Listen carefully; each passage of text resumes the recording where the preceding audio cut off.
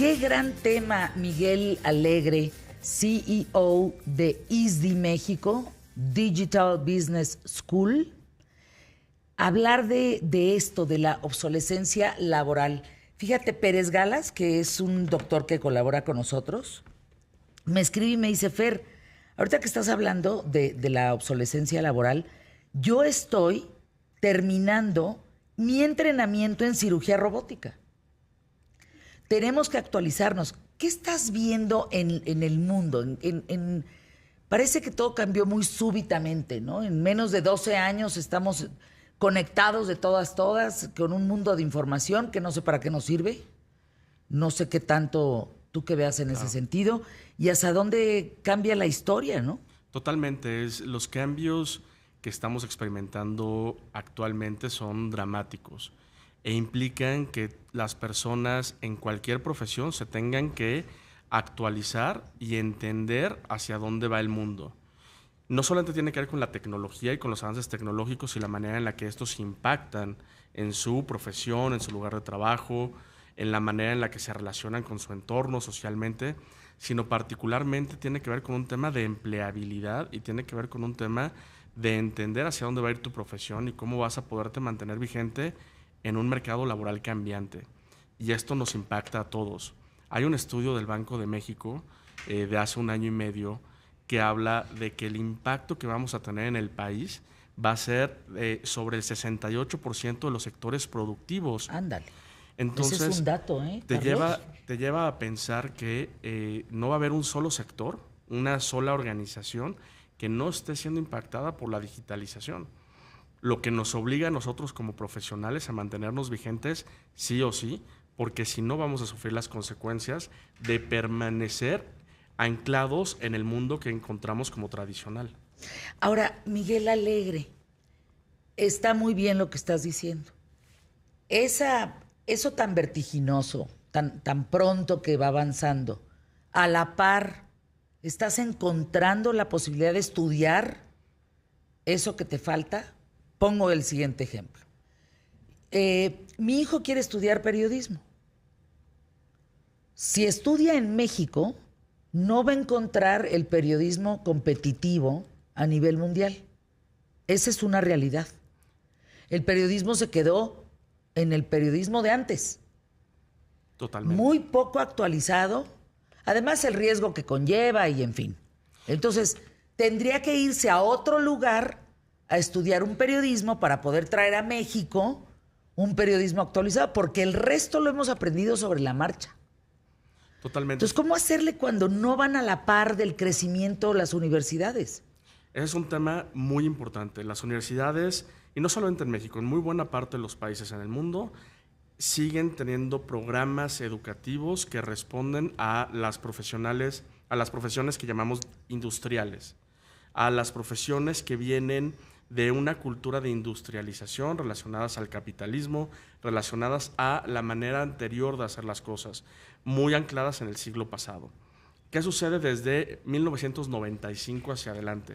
La digitalización empieza a impactar todas las profesiones y no solamente nos obliga a cambiar la manera en la que hacemos las cosas, sino que nos obliga a pensar mucho más rápidamente en la manera en la que como organización, como profesional, en este caso en el periodismo, generamos un valor diferente a nuestros clientes, consumidores o audiencias en este caso.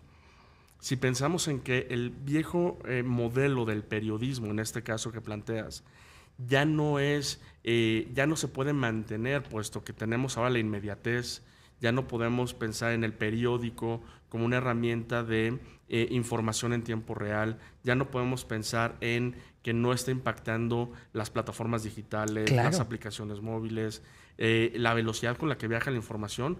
El periodista tiene que poder responder a esa inmediatez y hacer uso de los datos en tiempo real para determinar cuál es el tipo de información que le interesa a su audiencia, por ejemplo. Entonces vamos a ver cómo empiezan a converger temáticas como la ciencia de datos y el periodismo. O me voy un poquito más dramático todavía, inteligencia artificial y periodismo. Claro. ¿Por qué? Tienes que Porque complementarlo con totalmente. algo, si no, no estás en la tocada, no le sabes. Y además vas a ver algoritmos que van a empezar a crear notas e información en base a la respuesta que tienen las audiencias, a los datos que tienen disponibles los periodistas, y sobre eso se empezarán a generar nuevos contenidos que sean creados por un algoritmo, ni siquiera por una persona. Entonces, ¿cuál va a ser el rol que va a jugar el periodista? ¿Cuál va a ser el modelo de negocio de ese media outlet, de esa organización periodística que antes tenía el programa de radio, la televisora, etcétera? ¿Qué va a suceder ahí? Tendremos que encontrar nuevos modelos para la empresa, pero por supuesto para el profesional.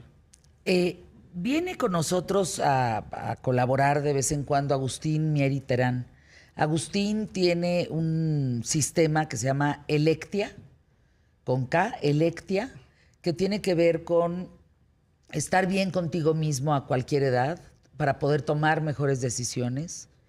Y él se topa con muchos chavos que acuden a él por el famoso orientación vocacional, que es un término que en las escuelas no está actualizado.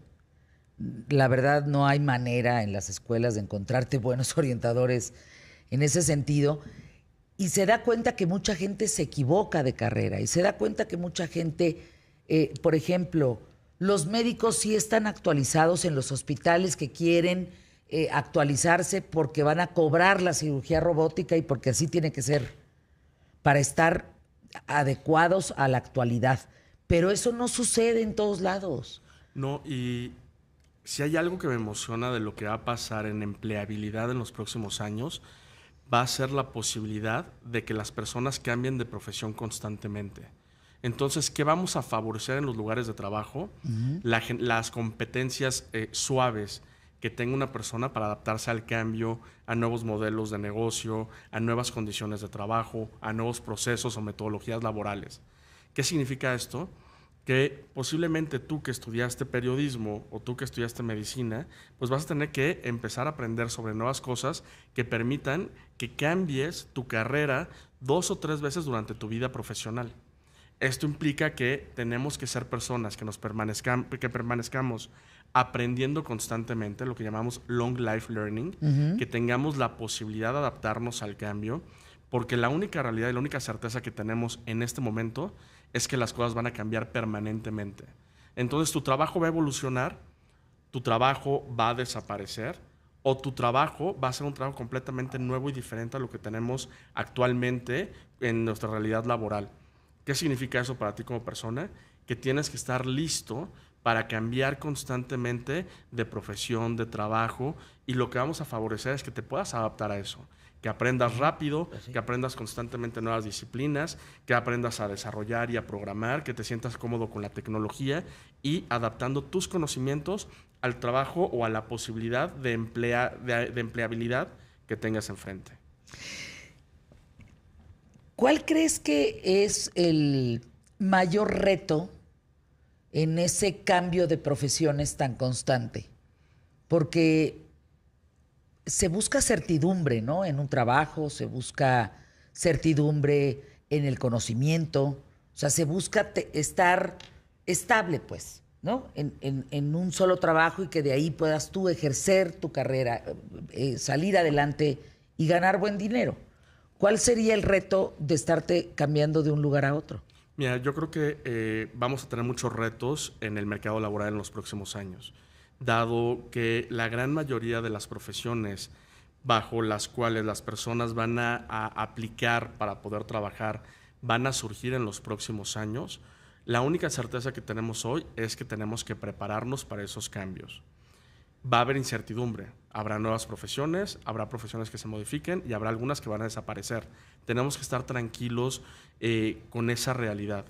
Lo que tenemos que hacer por nuestra parte es prepararnos constantemente.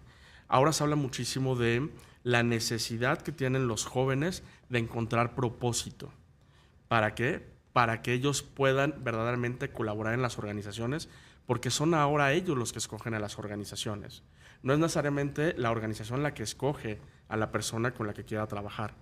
Va a ser completamente al revés. Estamos viendo tendencias que incluso en las empresas, las clásicas que salen en los rankings como los mejores lugares para trabajar, lo que estamos viendo es que las generaciones más jóvenes tienen una vigencia en ese empleo de 1 año y medio a 2 años y medio. ¿Nada más? Porque inmediatamente después los jóvenes buscan dar un salto a algo que los enriquezca más, que aprendan más, que ellos puedan encontrar un sentido de propósito y de aportación personal al modelo de negocio para el cual están trabajando. Entonces vamos a estar viendo cómo estas personas saltan. No necesariamente van a estar buscando la estabilidad que conocíamos en generaciones anteriores, lo que va a implicar que las organizaciones, la que tú quieras, desde el hospital, la escuela, el gran corporativo, van a tener que entender una mecánica de trabajo completamente diferente con sus colaboradores. Ahora, eso es con los jóvenes. ¿Qué va a pasar con las generaciones mayores a los 40, 45 años que estamos acostumbrados a esa certidumbre o a tener esas certezas? Pues la única manera de tener certeza para que tú te puedas mantener vigente en tu trabajo va a ser la de actualizarte constantemente para hacerle frente a los nuevos retos que tu lugar de trabajo te va a presentar. ¡Qué barbaridad! Eso es lo que vamos a estar viendo diciendo. los próximos 10 años. Profesiones que no han surgido todavía. Hablaban previamente, antes de que yo entrara, sobre los nuevos modelos de negocio, nuevas compañías, nuevas organizaciones, nuevas tecnologías. Eso se va a acelerar y va a ser todavía más dramático. ¿Qué sucede? Que yo, como un colaborador, para que yo pueda seguir produciendo, que pueda estar vigente, que yo pueda ser empleable, voy a tener que capacitarme permanentemente. Y no va a haber un momento en el que digamos, ya llegué, ya estoy, ya tengo todo el conocimiento que necesito para ser empleable. Voy a necesitar cada vez más conocimiento y mantenerme en esa tendencia. ¿Habrá carreritas, talleres, oficios, no sé cómo decirlo, pero que tengamos que estudiar forzosamente ahora? Es decir, pienso en en manejar un ¿cómo se llama esto? Las cosas de la computadora, pues. Sí. Yo creo que va a haber, vamos a estar frente a la necesidad de crear sistemas educativos que favorezcan las disciplinas STEM, que es un acrónimo en inglés que tiene que ver con las ciencias, la tecnología, las ingenierías y las matemáticas. Mientras mejor nos sintamos nosotros como profesionales con esas disciplinas, mejores condiciones de empleabilidad vamos a tener en los próximos años. Y si a eso le sumamos un poco la parte artística, que tiene que ver con la creatividad, la innovación. O sea, ¿vamos a ser nos va a ayudar todólogos? muchísimo. No creo que vayamos a ser todólogos, sino que vamos a tener que ser personas muy flexibles para que nosotros desde nuestras fortalezas podamos aportar al lugar de trabajo en el que nos encontremos. Si yo me siento cómodo con estas disciplinas, más arte, creatividad e innovación, ya la hicimos. Vas a estar muy bien. ¿Por qué? Porque cuando pensemos en un futuro en el que los empleos sean sobre todo operados por algoritmos, robots, automatización, lo que es irreemplazable y va a ser muy difícil de reemplazar en los próximos 20 años, va a ser la creatividad y lo que es intrínseco al ser humano. La innovación, el cuestionamiento crítico, todas esas profesiones que incluyan, pese a la robotización o la automatización, disciplinas, competencias suaves orientadas también a la generación de valor por la creatividad, nos va a poner en una condición completamente diferente. Tema con Miguel Alegre, CEO de ISDI México, Digital Business School, y nos estaba diciendo en el corte comercial, para aquellos periodistas que nos escuchan o gente de comunicación que quiere actualizarse en el periodismo digital, en marzo, finales de marzo, van a empezar un taller importante de periodismo digital en Montes Urales. En Volcán y Montes Urales. En Volcán y Montes Urales, que ahí es donde está ISDI México. Exactamente, ¿Es correcto? En Volcán 150, Lomas de Chapultepec. Y eso, a ver, danos los datos, por favor, porque aquí ya tienes 2 alumnos. Buenísimo. Yo creo que en ISDI la visión que tenemos es asegurar que podemos acortar la brecha digital en nuestro país. ¿Qué buscamos? Que las personas, las empresas, las organizaciones no gubernamentales tengan un espacio en el que se puedan actualizar en estos temas y generar las competencias que necesitan, además de adquirir el conocimiento necesario para hacerle frente a la digitalización. Híjole, ¿sabes qué? Hasta para mamás, abuelas, o sea, es decir, deberías de abrir un espacio también. Es que yo recuerdo aquel momento en que mi mamá tuvo en sus manos por primera vez una tableta. Y la cara que puso fue de, ¿y por dónde se prende? Totalmente. Y cómo ella, a sus 80 y tantos años, ha tenido que hacer un esfuerzo mental importante para poder tener comunicación con sus nietos. Porque si no, no lo tiene. Por supuesto, y esto implica que te sientas cómodo con la tecnología. Y si llevamos Fíjate esto al nomás, lugar de trabajo... No es menor.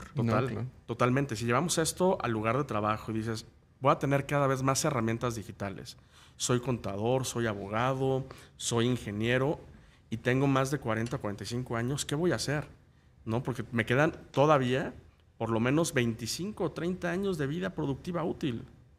Entonces voy a estar enfrentándome constantemente a nuevos cambios tecnológicos, de procesos de trabajo, la implementación de metodologías ágiles para el proceso de trabajo, que es una cosa completamente diferente a como trabajamos en las organizaciones tradicionalmente, y eso lo que genera es incertidumbre y genera temor.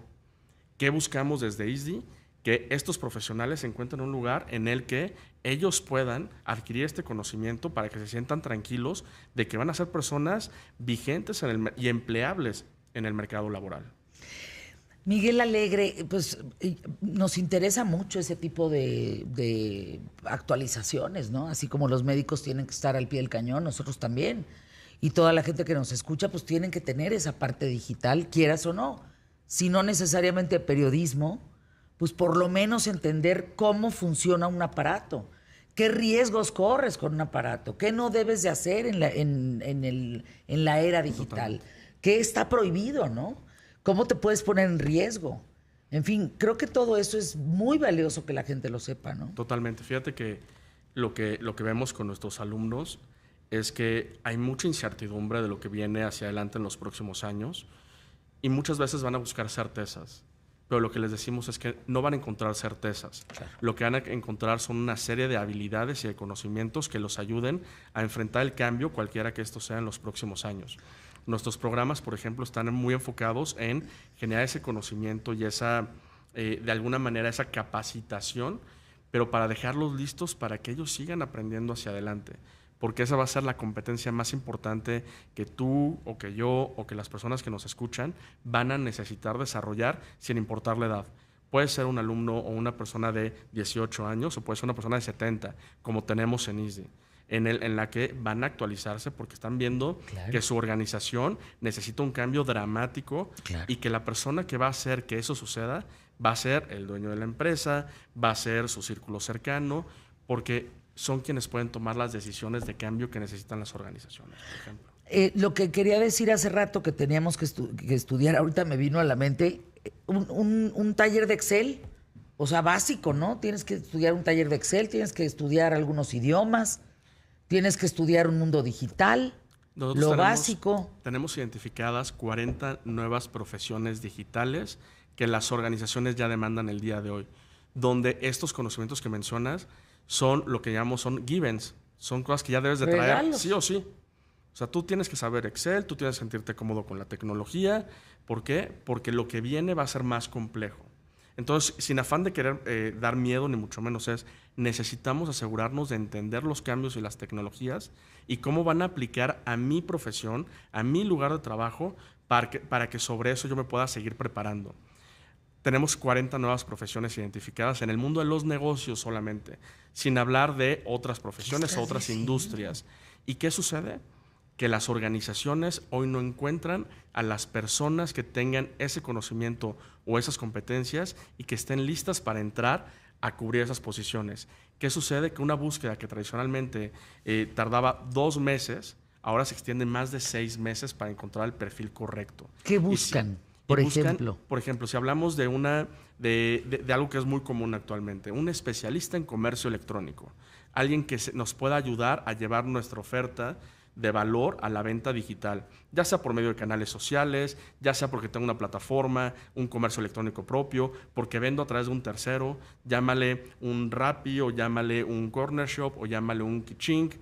Tengo que vender y tengo que aprender a vender en este ecosistema digital.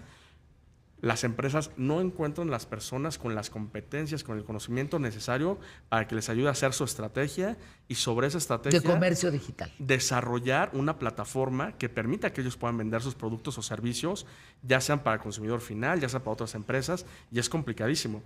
Y así como esas tenemos muchísimas. Fíjate, quien estudió comunicación, por ejemplo, pues ya no es comunicación, ya no es ciencias de la comunicación, ya es comunicación digital. Punto.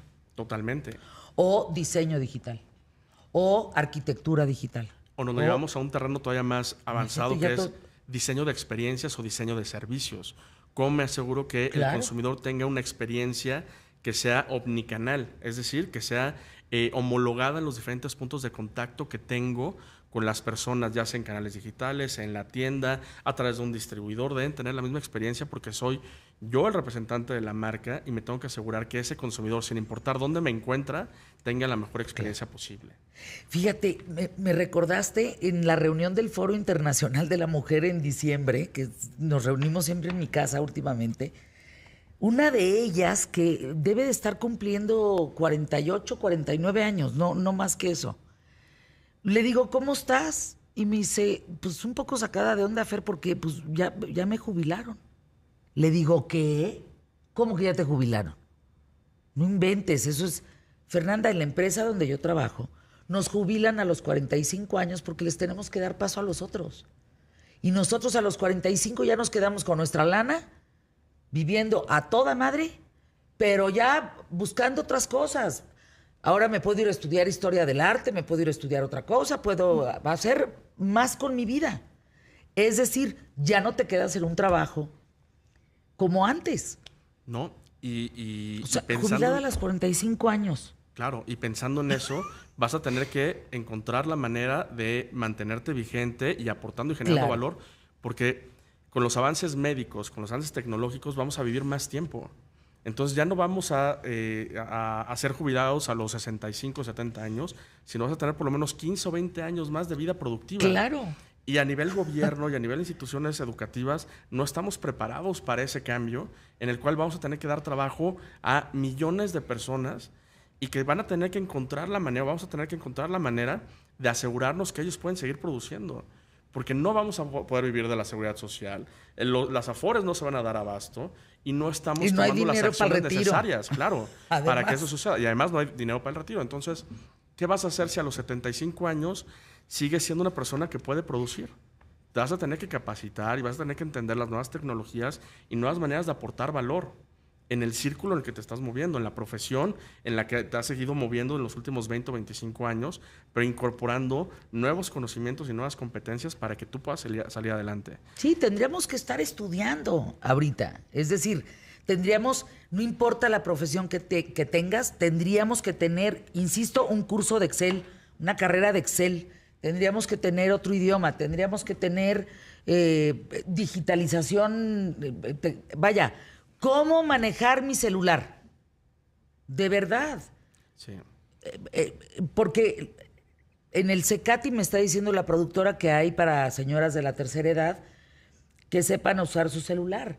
Porque, ¿cuánto usamos del celular? ¿Un 10, 20%, 30% de lo que tiene? Totalmente. Y usas 2 o 3 aplicaciones. Pero no le sacamos más jugo. Y podría ser una herramienta de trabajo o, todavía más dramáticamente, de generación de ingresos, si la puedes usar correctamente. Si aprendes a usar las redes sociales como un mecanismo de generación de ingresos, podrías tú exponenciar el alcance a nuevos clientes o nuevos consumidores. Si además aprendemos a usar nuevas herramientas de tecnologías de marketing, lo que llamamos MarTech Technologies, o si aprendemos a usar plataformas de comercio electrónico o WhatsApp for Business, etcétera, etcétera, podríamos extender nuestros productos o servicios a una cantidad de personas a las que hoy no podemos acercarnos porque tenemos la limitante física a la cual estamos acostumbrados. Claro, tenemos que estar actualizados.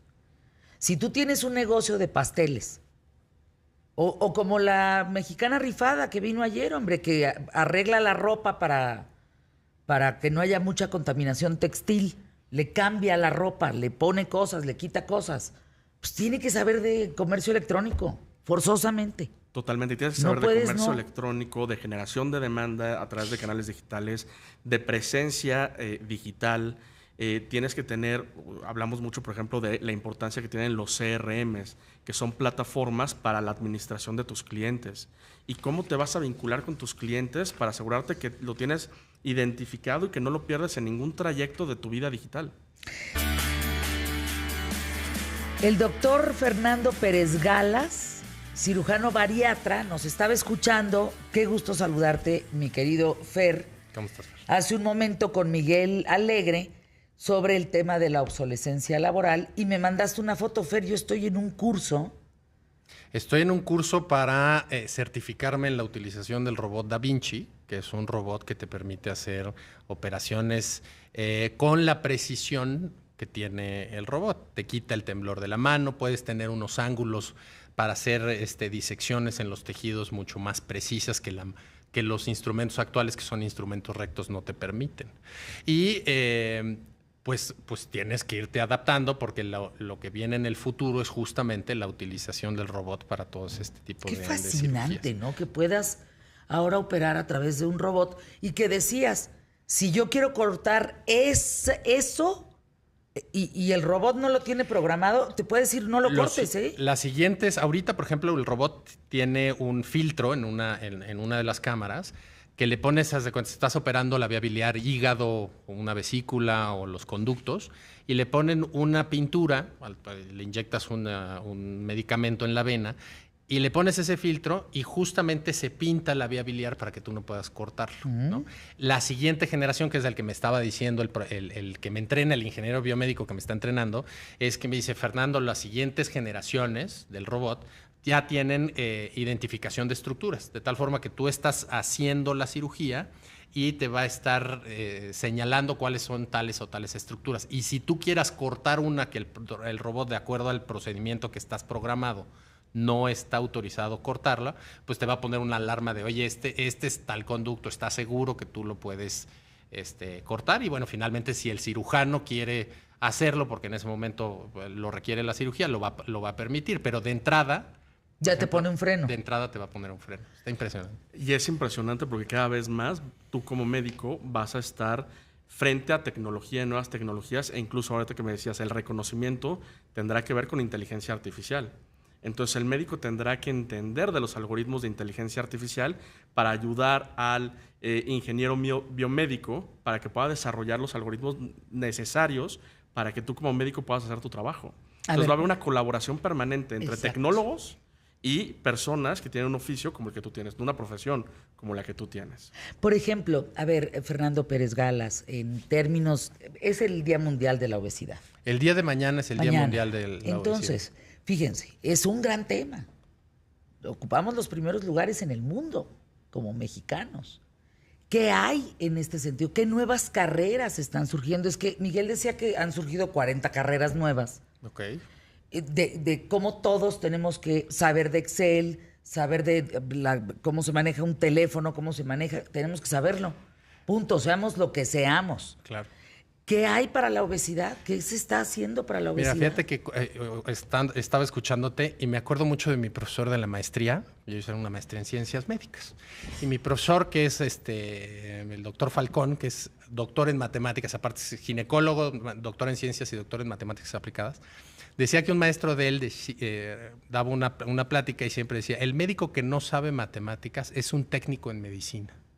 O sea, imagínate que te digan a varios especialistas que llevas 12 años, 10 años estudiando, que te digan, eres técnico en medicina, pues entonces pues se te retuerce el hígado horrible. Pero después empiezan a analizar los datos y empiezas a ver cómo tienes que entender de dónde sale la información para poder aplicar tal o cual medicamento y entender cuándo tiene esos efectos, ¿no? Una de las disciplinas con mayor auge en los últimos años es la de los científicos de datos.